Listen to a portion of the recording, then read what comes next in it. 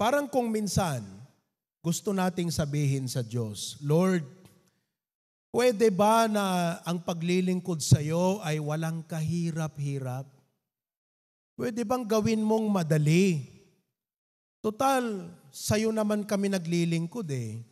Pwede bang wala na itong mga problems, difficulties, struggles, and challenges in life? Pwede bang gawin ng Diyos yun? Kaya niya? Kaya. Pero bakit hindi niya ginagawa? Di ba? Kaya gusto kong ituloy ngayong gabi yung aking sinimulan na lesson nung Wednesday night, serving God even when life is difficult. Isang bagay na mahirap harapin ang mga mahihirap na task at problem sa ating buhay. Sapagkat lahat naman ng tao lumalaban sa buhay. Nais maitawid ang pamilya, matugunan ang mga pangangailangan. Subalit, hindi lang tayo doon nakatuon ang ating mga isip at atensyon. Sapagkat tayo, ang layunin natin ay hindi lang makatawid sa hirap. Hindi lang makamtan ang mga tagumpay na pwedeng maibigay ng mundong ito. Nakikinig ba kayo? Ang layunin natin ay ano? Maglingkod sa Diyos. Ito rin ay isang babala na gusto kong sabihin sa inyo na magpakaingat din tayo. Baka dahil sa mga concern natin sa buhay na to, yung layunin nating makamtan na tagumpay ay hindi na tayo nakakapaglingkod sa Diyos ayon sa dapat nating paglilingkod. Baka naman ganun na ang kalagayan ng buhay mo ngayong gabi, kapatid. Masyado mo nang minagnify ang mga challenges ng buhay, masyado ka nang abala na maabot ang pangarap, isinantabi mo ang paglilingkod sa Diyos. Tapos, minsan gumagawa na lang tayo ng mga konting pampalubag loob para lang masabi, may nagawa rin tayo sa Diyos kahit konti. Tapos sabihin natin, Panginoon, napakatapat mo kahit minsan hindi ako matapat. Hanggang kailan na ganun tayo? Mga kapatid, iangat naman natin yung level ng pagiging Kristiyano natin. Let's stand out na hindi lang tayo hanggang doon. Lumalaban ako sa buhay, hinaharap ko ang mga problema, pinapasan ko ang mga dagok ng buhay na to. Meron akong tinatapos, meron akong gustong maabot, meron akong goal sa aking buhay. Pag tapos na lahat to, tsaka ako maglilingkod sa Diyos. Kapatid, pag ganun ang mindset mo, hindi ka na makakapaglingkod sa Diyos kahit kailan. Because you do not need to wait for perfect conditions to serve God. Tama ba ako? Tama o hindi? Pagka sinasabi mo, Panginoon, tapusin ko lang itong problema ko, maglilingkod ako sa iyo. Naku, pag natapos yung problema mo, meron na naman. Kaya kung ganon ang mindset mo, baguhin mo na. Hindi ka makakapaglingkod sa Diyos kahit kailan, pagka ganon ang mentality mo. Kaya nga gusto ko kayong i-exhort ngayong gabi, na pwede tayong maglingkod sa Diyos sa kabila ng mga difficulties na ating hinaharap.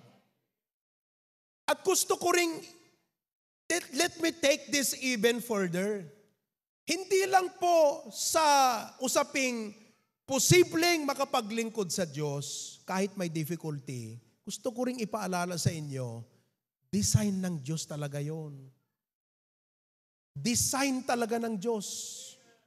Hindi naman sa bibigyan kanya ng difficulty para lang pahirapan. Pero dinesign niya yon para mapatunayan mo na kahit mahirap ang buhay, o pwede kang makapaglingkod sa Diyos dahilan sa mayaman ang kanyang biyaya. May ganun po ba tayo sa Biblia? E di, puntahan natin ang pangalawang Korinto 12. Pwede nating simulan sa 7. Tignan mo kung meron yung ang dating Biblia. Itong ginagamit kong Tagalog, hindi to final ha. King James tayo. Gusto ko lang gumamit ng Tagalog para madama ninyo yung salita sa wikang Tagalog. Iba kasi yung dating nung Tagalog doon sa English na binabasa natin. Pero in cases na yung Tagalog hindi siya satisfactorily o satisfying doon sa dapat salin galing English, mali yung Tagalog, yung King James pa rin ang tama. Gusto ko lang i-establish yan sa inyo ngayon pa lang. Baka mamaya sasabihin nyo ng final authority natin ay yung ang dating Biblia. Hindi po, King James ang ating Biblia dito sa church. Okay? Simulan natin sa 7 ng pangalawang Korinto 12, chapter 12, verse 7. Hindi ko na sa AB ito Tignan natin kung makahabol sila. Verse 7, hanggang 12 yan. Ano yung punto ko? Hindi lang po posible ang maglingkod sa Diyos. Kahit marami kang pwedeng maging dahilan na wag na sana dahil mahirap. Posible, hindi lang po doon. Talagang design ng Diyos yun. Kaya kung ginagawa mong dahilan yan, you do not understand God's design for the difficulties and hardship of your life. Kaya dito ngayon sa 7, ganito ang sabi. Okay? Are you ready? At nang ako'y wag magpalalo ng labis dahil sa kadakilaan ng mga pahayag, ay binigyan ako ng isang tinik sa laman. Alam mo ang tinik, pag nasa talampakan mo, makakalakad ka ba ng komportable? Parang ayaw mong maglakad, di ba? Makakahawak ka ba ng kaldero, makakapagtrabaho ka bang karpintero, pala, pag ang tinik nasa palad mo, parang ayaw mong magtrabaho, di ba? Si Pablo, ganun ang pakiramdam. Kaya tayo minsan, Panginoon, ayaw kong mag-serve, may sakit ako Ayaw kong mag-serve, marami akong need sa family Ayaw kong mag-serve, hirap ako sa trabaho pagod na pagod ako Sabi ng Diyos, teka, hindi kita binigyan ng ganyang buhay para wala kang time mag-serve sa akin. Gusto mo kaya bawiin ko lahat yan, sabi ng Diyos. Nang isang sugo ni Satanas upang ako'y tampalin nang ako'y wag magpalalo ng labis. Yun pala yung dahilan. Para anumang tagumpay na ating magawa sa paglilingkod sa Diyos ay hindi natin aangkinin ang puri kundi siya. Dahil kung hindi sa Kanya ay hindi natin magagawang makapagsilbi. Alam naman natin ang hirap ng buhay. Verse number 8, ganito, ang 8 hanggang 12 tayo Tungkol dito makaitlo akong nanalangin. Anong ibig sabihin yan? 3 beses. Upang ilayo ito sa akin. Malamang yang tinik na yan, sakit. Ilayo. Maging si Apostol Pablo. Gusto niya rin, naghangad din siya ng medyo kombinyenteng kalagayan upang makapaglingkod sa Diyos ng maayos. Di ba yun ang hangad natin? Di ba yun ang inaantay mo? Pastor, tapusin ko lang tong mga problema ko. Pastor, ano ko lang lahat to? Promise, maglilingkod ako sa Diyos. Ay, hindi ako maniniwala dyan. Kasi ngayon pa lang dapat na itatawid mo yung paglilingkod mo sa Diyos sa kabila ng lahat yan. Huwag mo nga antayin, di mangyayari yan. Kaya anong ginawa ng Diyos? Sabi niya, tanggalin mo Lord. Okay, verse number 9. Sumagot ang Panginoon at siya'y nagsabi sa akin, ang aking biyaya ay sapat na sa iyo. Sapagkat ang aking kapangyarihan ay nagiging sakdal sa kahinaan. Kaya't bagkus akong magmamapuri na may malaking galak sa aking kahinaan upang manahan nawa sa akin ang kapangyarihan ni Kristo. Maliwanag, di ko na kailangang i-expound pa yan. Pero sige, basahin mo ang Jess. Kaya nung sabi ng verse 10, kaya nga ako'y nagagalak sa mga kahinaan, sa mga pagkaapi. Inapi lang tayo, hindi na tayo nagsilbi. Sa mga pangangailangan, ayan, salamat naman. Buong araw tayong tumugon para sa pangangailangan ng ating mga pamilya. Kaya pagod na pagod yung iba sa atin dito. Nakita ko yung mga daklis ng Hosana. Oh. Ilang beses ba kayo pumalaot? 3, 2. 2. Ang ipinagpapasalamat ko dito, hindi nila ako nakakalimutan bigyan ng isda. Bawat paghuli nila ng isda sa dagat. Kaya marami kayong nahuli ngayon, di ba? Sigurado na naman yan. Sigurado? Sigurado. Oh, pangangailangan. Mga paghihinagpis. Ito mga paghihinagpis, ito yung mga parang reklamo na natin sa Diyos. Dahil kay Kristo, sapagkat pagka ako'y mahina, ako nga'y malakas. Yan ang patutuo ng Kristiyano.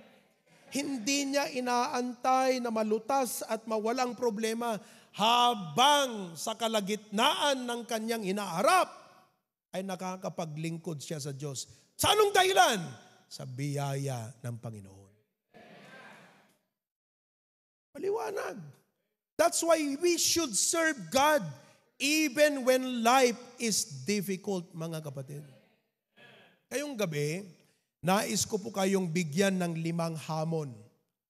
5 na nais ng Diyos na dapat po nating gawin o isagawa bilang mga anak at naglilingkod sa Kanya. Una, in spite of difficulties sa kabila ng mga hinaharap, God wants us to be strong and be courageous. God wants us to be strong and be courageous. Makinig. Hindi po ordinaryo itong utos na to. Actually, hindi mo ipagpipray. You don't pray to God for courage. No. It's a command you need to obey. Hello? Huwag mo sabihin, Panginoon, bigyan niyo ako ng courage. No. It's a command you should obey. Alam niyo, makinig mga kapatid. Ang totoong problema ay hindi yung problema. Ang totoong problema, yung panghihina ng loob natin. Tama ba ako? Kasi, kahit gaano pa kalaki ang problema mo, pag hindi ka pinanghinaan ng loob, walang problema sa'yo. Pero oras na pinanghinaan ka na ng loob, o lakas ng loob, discourage ka na, ay wala na. That's why the real problem are not the problems. It's when you are discouraged. That's the problem. Ano man ang dahilan mong na-discourage ka, mali pa rin na hinayaan mong ma-discourage ka. Bakit? Ang utos, be strong and of a good courage, and nagpa-discourage ka, tinagkasala ka sa Diyos. Kasi iniutos niya sa iyo be strong and of a good courage. Nagpadala ka, nagpa-discourage ka, nagkasala ka sa Diyos. Naunawaan natin mga kapatid? So, ano sabi ng Biblia dito sa Joshua 1:9? Ito ang sabi, hindi ba kita inutusan? Ano daw? Anong ginawa sa kanya? Inutusan. Hindi ba? Inutusan kita. Ano ang utos? Ikaw ay magpakalakas. Ano pa? Magpakatapang na mabuti. Kita niyo? Huwag kang matakot di manglupaypay sapagkat ang Panginoong mong Diyos ay kasama mo. Be strong. Have not I commanded thee? Be strong and of a good courage. Fear not, neither be thou dismayed, for the Lord thy God is with thee, whithersoever thou goest. Mga kapatid, tanggapin natin ngayong gabi, ang pinakamalaking weakness natin, madali tayong ma-discourage. Pag na-correct mo ang problema na yan, tiyak, kahit ano pang dumating, makakapaglingkod ka pa rin sa Diyos. Bakit? Sapagkat, anong ginawa mo? You become strong and be strong and be courageous. Mga kapatid, stand strong. Even when life is telling you, mag-give up ka na, mag-quit ka na, tumigil ka na dyan, wala kang mapapala. Even when life shouts, give up, what do? Be strong and obey good courage. That's number 1 challenge. Kaya nga ang tawag dyan hamon.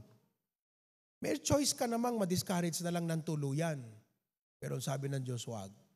Be strong and obey good courage. Pangalawa, ang pangalawang hamon ngayong gabi mga kapatid, ay hindi lang tayo maging strong and be courageous. In spite of difficulties, God wants us to be persistent. Yan ang hamon. Ang ibig pong sabihin ng persistent is continuing firmly. Continuing firmly or obstinately, parang matigas pa yung ulo mo na magpatuloy, in a course of action in spite of difficulty or opposition. Ang ibig sabihin niyan, kapatid, huwag kang mapagod. Again, katulad dun sa number 1, ang talagang problema ay hindi po yung hinaharap. Ang problema, madali tayong ma-discourage. Dito naman, ang totoong problema, yung napapagod ka. Oras na napagod ka, kapatid, wala na yung paglilingkod mo sa Diyos. Kaya tignan mo yung Kristiyano, kahit pa maraming responsibilidad yan sa buhay, kahit maraming pasan, basta hindi napagod ang kanyang kalooban, tiyak, nandyan na naglilingkod yan. Anong sabi ng Galatians 6:9? At huwag tayong mga pagod sa paggawa ng mabuti. Sapagkat sa kapanahunan ay magsisipag-ani tayo kung hindi tayo magang hihimagod. Brethren, don't get tired. Be persistent. Ibig sabihin, wait persistently. Wala pang kasagutan? Wait persistently. Ano pa? Work persistently. Trabaho ka lang. Gawin mo ang tama at mabuti. Amen. Alam mo kasi, ganito yan quitting is easier than continuing. Mas madali kasi ang mag-quit. Tama ba ako?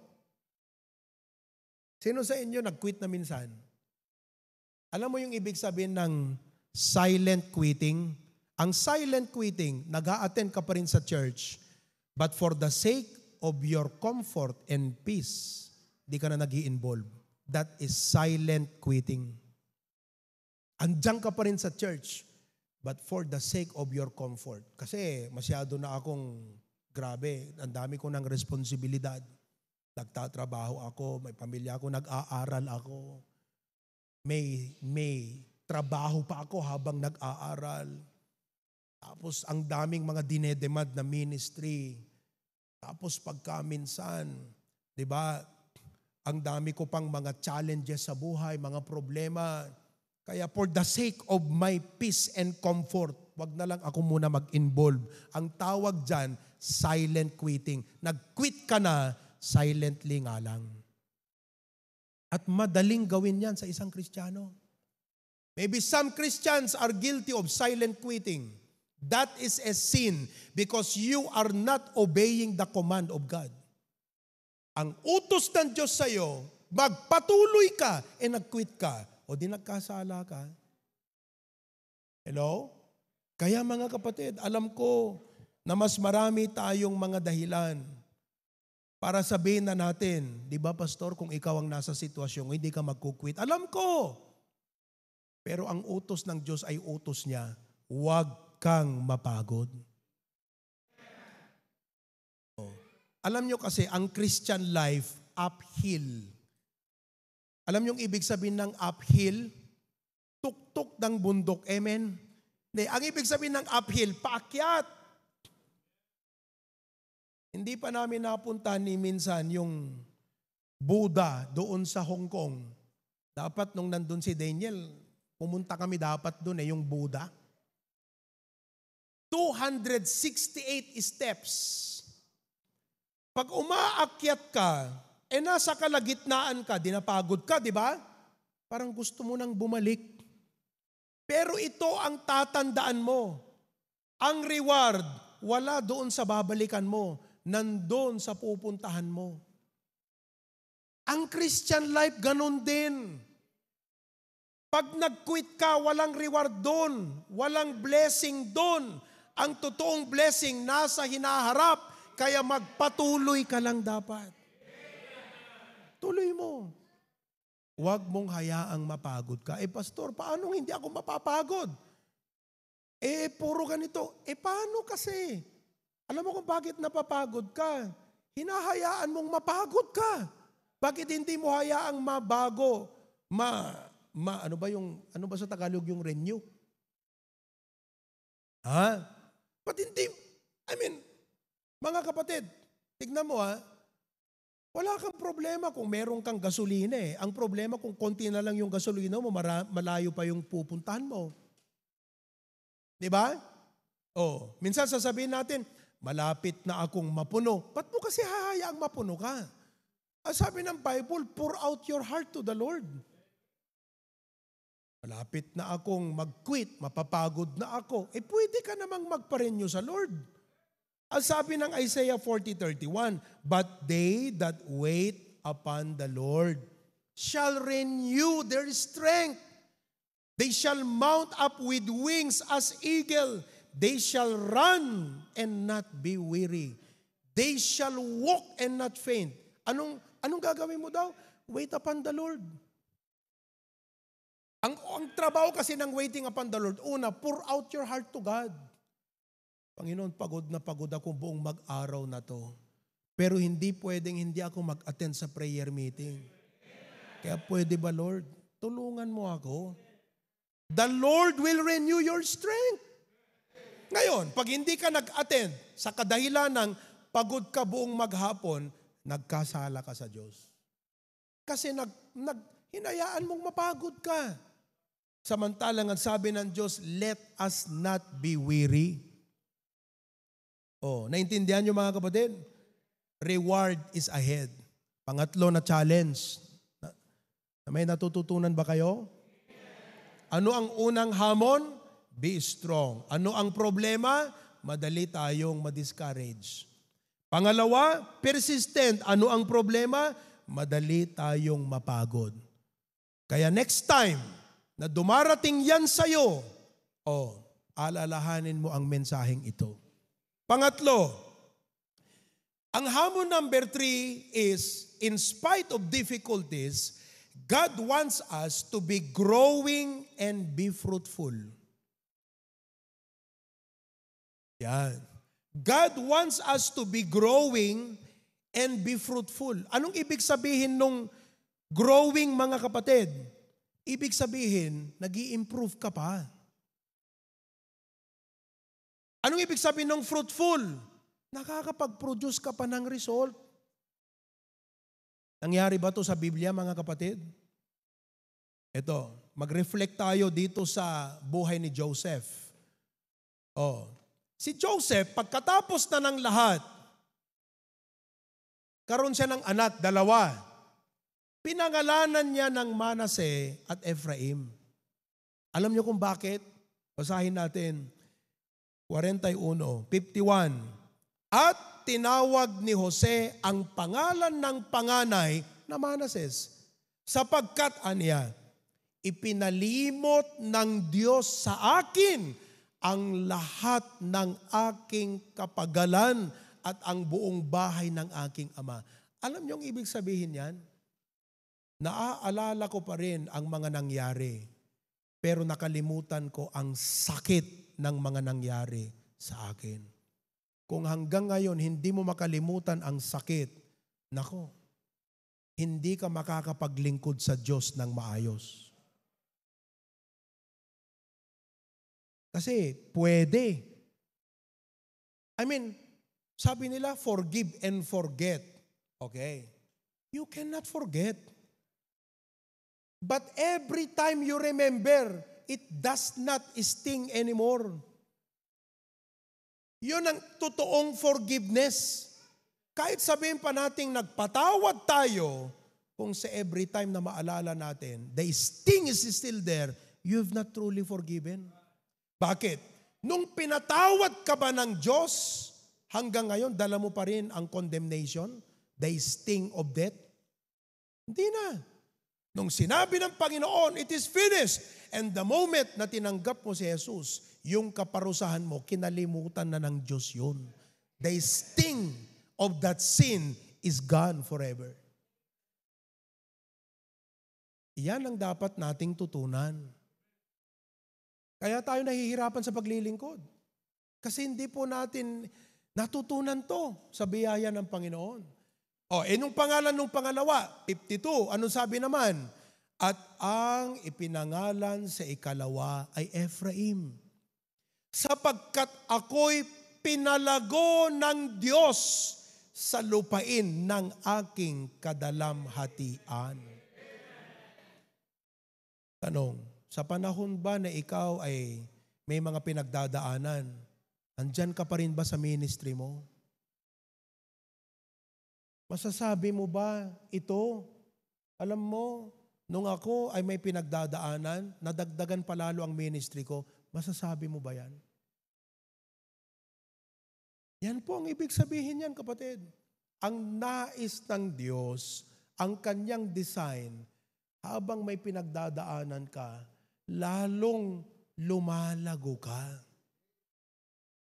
Alam nyo, itong church natin, kaya po bilang pastor, hindi po ako natatakot na may dumating na problema sa church natin.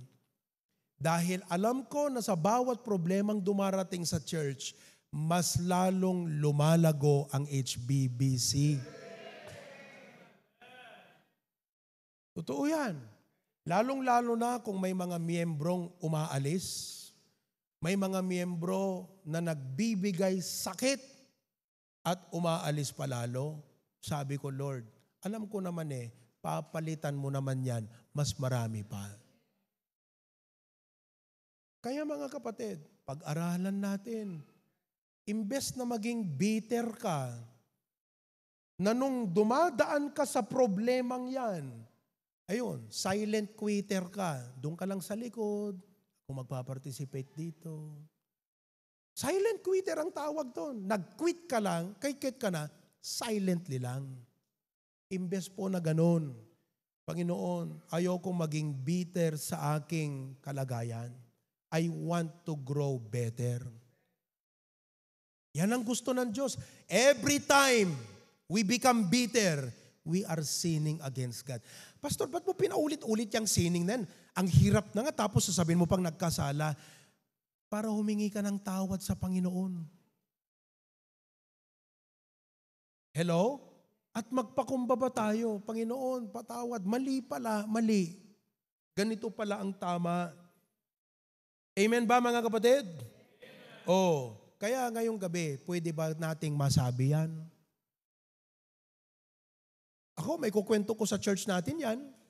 Yung church natin sa Hawaii, ay nako, grabe ang pinagdaan ng bagyo, mga kapatid. Pero, mas naging bumuti ang ministry pagkatapos ng bagyong iyon. Yung ating outreach sa Australia, winasak yung mission house. Ang hirap humanap ng mission house. Kung kailan nasira ang pinagtitipunan, doon pa mas lalong lumago yung gawain. Mga kapatid, ang sinasabi kong paglago dito, hindi pa lang po sa mga worldly things Hindi lang po doon. Ang pinutukoy natin dito, paglilingkod. Kasi pwede naman kayong lumalago sa mga earthly things. educational attainments, material gain, pwede. Kahit ang mga nasa sanlibutan, ganun din po. Pero ang ating usapin ngayong gabi, paglilingkod. Lalo ka bang nagbubunga sa paglilingkod mo sa Diyos sa pagdaraan ng mga bagyo na yan sa buhay mo? Ang nais ng Diyos, pag dumating ang bagyo, mas lalong nag-i-improve ang paglilingkod mo sa Kanya. Amen? Okay. Number 4. Ang pang-apat na hamon sa atin, pag may mga difficulties sa ating buhay, halimbawa, by the way, ayan, si Sister Marites, pakita mo nga yung ano niya, nakaka-bless ang kapatid na to. Hindi yan nakakasama sa mga gathering natin. Nasa Manila, under medication, cancer. Pwede naman na siyang magdalamhati ng buong buhay. Pwede niyang ipakita na, Panginoon, hinang-hina ako, hindi ako pwedeng maglingkod sa iyo. Pwedeng magdrama. Pero alam niyo, sa kabila ng kanyang cancer at patuloy na medication ng cancer, alam niyo ba na meron siyang weekly online discipleship? 3 ang kanyang dinidisciple. Ang talang ikaw, ang lakas-lakas mo, wala ka na di-disciple. Magpalit kaya kayo ng kalagayan. Aba, lalo nang wala kang magagawa. Bakit? Attitude kasi yan, kapatid. Mindset yan. Kaya sabi ko, praise God, worth celebrating yung mga ganyang klaseng pananampalataya. Ang pang-apat po na hamon sa atin, in spite of difficulties, God wants us to be faithful. Amen? God wants us to be faithful. Alam mo, ang isang problema na dapat i-correct natin sa buhay natin, lumalala ang pagiging inconsistent natin pag may problema. Lumalala. Ay, mga kapatid, sino po sa inyo, taas ko rin ang kamay ko, aamin, lumalala ang pagiging inconsistent mo pag may problema ka. Lumalala. Ibig sabihin, kahit sana may problema ka, itinutuloy mo yung ministry mo. Kahit may hinaharap ka, itinutuloy mong gawin yon. Yun ang ibig sabihin ng be faithful. Will you take this challenge? Alam mo, ang challenge, kung minsan, masakit din pakinggan, ano po.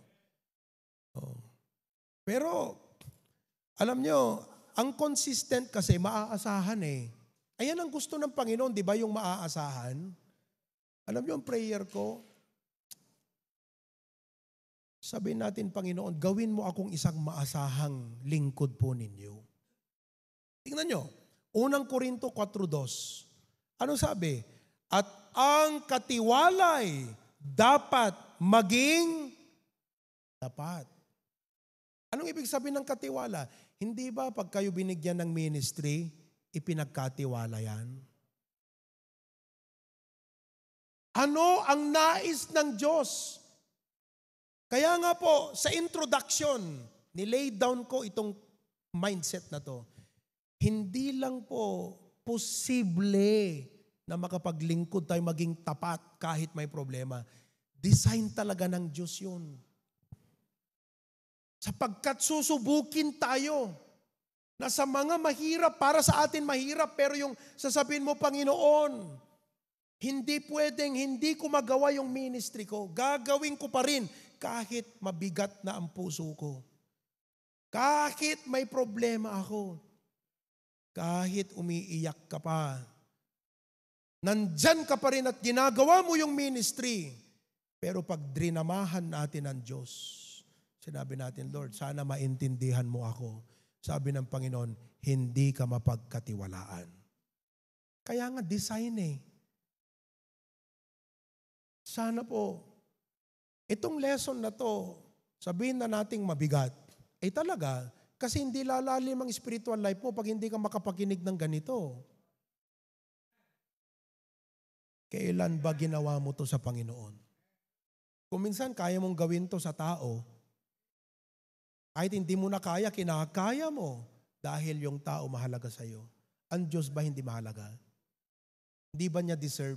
Di ba siya worthy ng ating faithfulness, mga kapatid? Na kahit sana physically hindi mo na kaya, kinakaya mo pa rin. Kasi hindi pwede na yung ipinagkatiwala sa iyo, sadyang mapapabayaan lamang ng ganon. Kung ikaw ay boss ng trabaho at may ganyang mindset ang mga tao mo, mapalad kang boss. Masasabi ba natin na ang Diyos ay mapalad sapagkat may mga anak siyang katulad nun? Amen ba, mga kapatid? Yung bang alam mo, may mga times na masakit din ang ulo ko eh. Yung ayaw kong pumunta ng Batak. Masakit din ang ulo ko. Pero naaalala ko, ako pala ang preacher doon. Hindi pwede. Kaya gustuhin ko mang matulog. Pero kailangan kong gawin yung trabaho ko because God deserves yung aking katapatan. Mga kapatid, pwede nyo bang gawin ng ganyan sa ating Panginoon? Hindi ko po sinasabi na wala tayong pakiramdam pagka ikaw ay may karamdaman. Pero pwede bang pakitaan mo rin ng Diyos ng isang klaseng matinding katapatan? Na dahil may ministry ka, yung pagka Miyerkules, sasabihin mo, boss, pwede bang mas maaga akong umuwi? Bakit? May tungkulin ako sa church namin eh. Ang tawag dyan, katapatan. Alam mo nung pininreach ko yan nung Sunday, sabing kanya ni engineer sa akin, Pastor Amo, nung pininreach mo yun, naalala ko yung isa kong tao. Membro siya ng isang simbahan. Di ko nasasabihin kung alin. Pero daw, foreman to, di ba? Sabi niya, foreman pa ha, foreman. Sabi niya kay engineer, pagkaalauna na at meron silang gawain sa kanilang simbahan ng gabi, sasabihin niya daw, engineer, mas maaga sana ako uwi mamaya ha. Meron kaming pagsamba. Asan yung mga Baptist? Kaya ba? Hindi ba nila kayang gawin yun? May tungkulin ako, choir member ako, musician ako, usher ako, song leader ako. May tungkulin ako sa church, boss. Pwede bang mas maaga ako mamaya?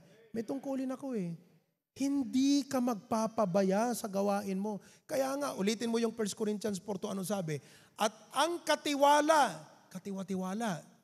dapat maging tapat. Oh. Kaya nga alam nyo, nais ko, lahat tayong miyembro dito, may tungkulin. Para ipakita nyo ang katapatan ninyo. Na hindi lang sa attendance tayo matapat, kundi sa paglilingkod. Kasi po pinag-uusapan natin dito, paglilingkod. Ngayon, naintindihan nyo po kung bakit si Pastor Proby, nais niya ng lahat ng mga miyembro may tungkulin o ministry sa church.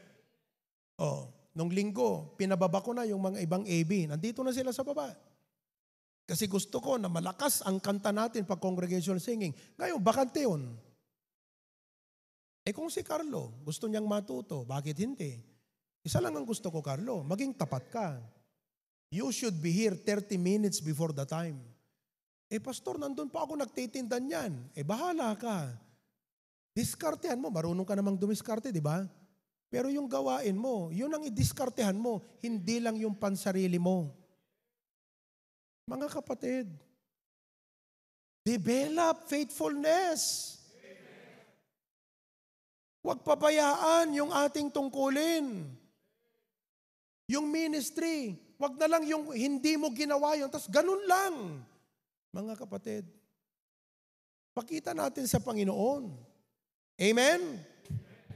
Oh. Huwag tayong mag-quit kahit yung iba magkukwit. Huwag ka mag-quit. Tuloy ka lang. Alam mo, minsan, parang kung yung iba nagkukwit, parang akala mo mali na rin, di ba? Ibig sabihin, dala ka lang ng pressure. Hindi ka dala sa conviction. Naalala ko, nag-Bible school kami. 27 po kami nag-start. 27 students. I was the youngest. Ilang kami nag-graduate? 12. Bakit? Ang lagi naming sinasabi noon, matira ang matibay. Number 2, matira ang committed.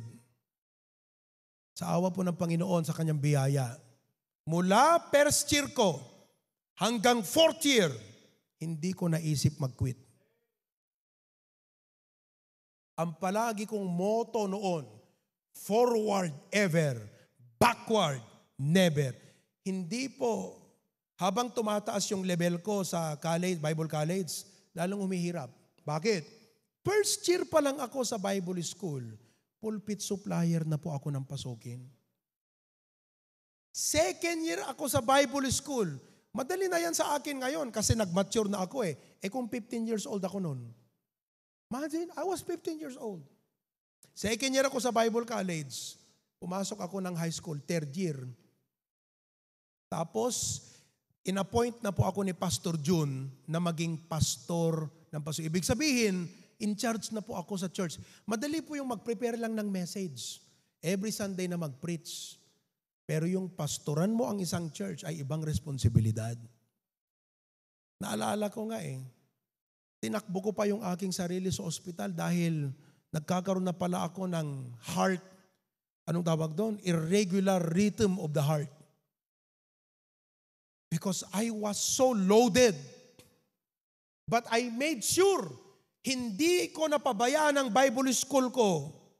By God's grace, I graduated and delivered the valedictory address. Hindi ko napabayaan ang high school na pag-aaral ko.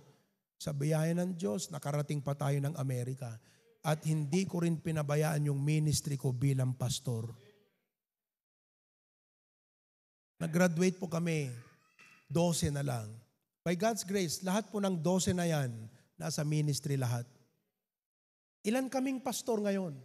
Out of the 12. Ilan kaming pastor? May pastor's wife doon, may Bible woman doon. Lahat kami hanggang ngayon, as a ministry pa rin. Alam mo, ang maganda sa Kristiyano, hindi yung celebrate mo yung maginhawang buhay. Tanong, nasa ministry ka pa rin ba? Ginagawa mo pa rin ba ang gawain ng Diyos? Amen ba mga kapatid? Wala pong kwenta yung worldly celebration kung wala ka naman na sa ministry ng Panginoon. Walang kwenta yan. Parang, alam mong nangyari sa'yo? Yung dating buhay mo, na-transform ka na, di ba? Bumalik ka lang doon. Ang tawag doon, nag-backslide ka. Kasi ang isang manifestation ng transformation, pati priority, passion na bago, hindi na earthly accolades ang sineselebrate mo, kundi mga bagay na may eternal value. Yun ang transformation. Pag bumalik ka doon, nag-backslide ka. Naunawaan natin mga kapatid? So, God wants us to be faithful. Alam mo, looking forward ako sa mga Kristiyano na, kahit patanggalin ako sa trabaho. Bakit? Panginoon naman ang magbibigay ng trabaho ko. Ibagsak ako ng teacher, pahala yung teacher ko. Pero ang Diyos ko, He owns my future. Are you with me? Pero oras na may ministry ka, huwag mo lang gampanan yan sa panahon na gusto mo. Gampanan mo yan faithfully, tapat na gawin mo yung trabaho mo kung may ministry ka. All of God's people say? Amen. Last but not the least. In spite of difficulties, God wants us to be joyful. Di ba? Ano ang problem natin? We allow problems, mga kapatid, na nakawin yung ating gana. Sino sa inyo, pamudi-mudi ang paglilingkod nyo sa Diyos? Mayat ti pa nagserbim, no mayat trikrik nam, ngam no napundi ka, awan lata. Baguhin mo yan, kapatid. Baguhin mo yan. Don't let problems steal your joy. Kahit sabihin na natin, you are in pain, you have a suffering. Amen? Anong sabi po ng Philippians 4:4? Ayan, no? Kaya nga, mga kapatid, kung minamahal at pinananabikan, aking katuwaan at putong, magsigalak nga kayo sa Panginoon, mga minamahal ko. Alam mo, si Pablo, nasa bilangguan nung sinabi niya yan. Prison, madilim, walang assurance kung kailan makakalabas. Pero anong sinabi niya po sa mga kapatiran? Magsigalak nga kayo sa Panginoon. Mga kapatid, smile through the storm. Pag may problema ka, pag may mga pangangailangang matitindi, pag may mga hinaharap ka na mabigat, ngitian mo. Ngumiti ka. Ngumiti nga kayo. Yung iba kasi ngiting aso eh. Ngumiti. Pag meron kang natanggap na hindi maganda, anong gagawin mo? Huminga ka ng kaunti, medyo tuminga ka lang sa Panginoon, umiti ka. Lord, anong blessing na naman ang gusto mong ipalit dito sa problemang ito? Huwag ka mawalan ng pag-asa. Anak tayo ng Diyos. Hindi niya tayo pababayaan. Amen. Ang pangako niya, I will never leave thee nor forsake thee. Mga kapatid, hindi simple ang message na to. Hindi rin siya komplikado. Pero I hope tonight, we learn something that when life gets difficult, and I know many of you feel that today, serve God anyway. And God wants us to serve with strength and courage. Umuwi kayo ngayong gabi, ang inyong pag-usapan sa sarili mo, sa Panginoon, Panginoon, paano ko ma-overcome tong madali ako ma-discourage? Madali ako mag-quit. Madali akong panghinaan ng loob. Paano mo ma-overcome itong madaling mapagod? Weariness. Amen? Napagod na ba kayo sa paggawa ng mabuti? Kung oo, huwag kang mapapagod. Wait upon the Lord. Renew your strength. Ano pa? Don't become bitter. Pwede naman tayo maging bitter, pero anong dapat? Like Joseph, dapat mas lalo pang pinalago ang ating mga buhay at paglilingkod sa kabila ng ating mga kabigatan. At hindi lang yan, God wants us to be what? Faithful. Tapat. And lastly, God wants us to be joyful. Sabihin nga natin lahat uli, in spite of difficulties, God wants us to be and be. Number 2, be.